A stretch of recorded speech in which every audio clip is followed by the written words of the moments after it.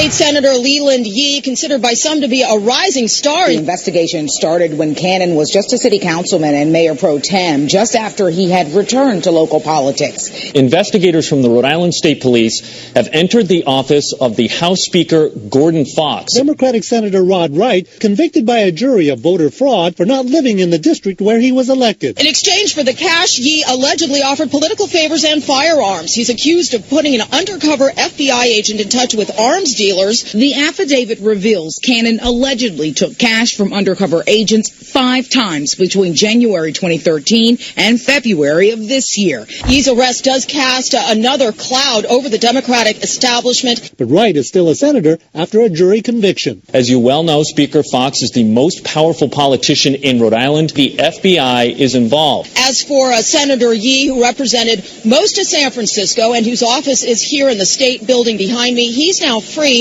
on $500,000 bond.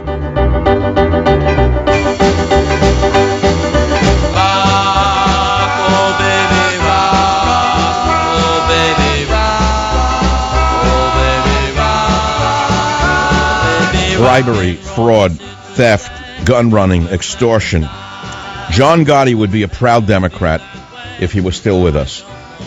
In fact, if John Gotti had not died of cancer in prison after having been arrested for his crimes, John Gotti could run for state office in California and be swept into power so long as he spoke the right homilies about green energy and minorities and illegal aliens being citizens before they were even born, things of that nature. That's how John Gotti would get elected in California. Charlotte Mayor Patrick Cannon, he was arrested. Rhode Island Democratic House Speaker Gordon Fox resigned this week after an FBI raid on his state house. Leland Yee, we've been talking about. In Philadelphia, wherever you look, Democratic Nevada Senator Harry Reid, money to his granddaughter under a cover name.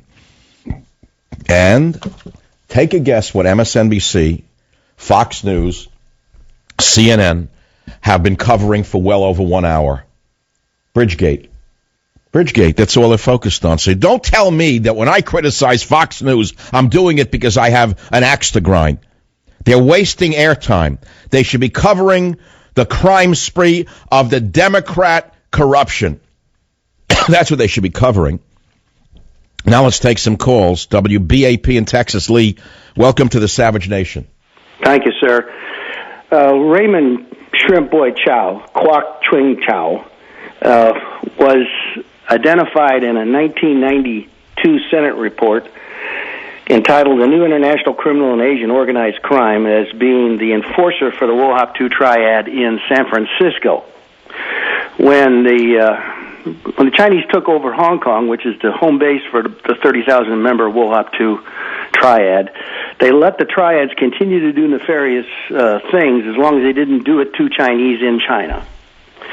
He was incarcerated for child prostitution and drug sales in California when there was an indictment against his boss who ran the Triad, who was in Hong Kong. The Chinese shipped him to the U.S. and sprung Chow from jail after he was supposed to lead a straight and narrow life. In August 28, 1990, the police pulled over a car, actually it was a truck, that had Chow and 2 other Chinese and Norman Su. You remember Norman Su?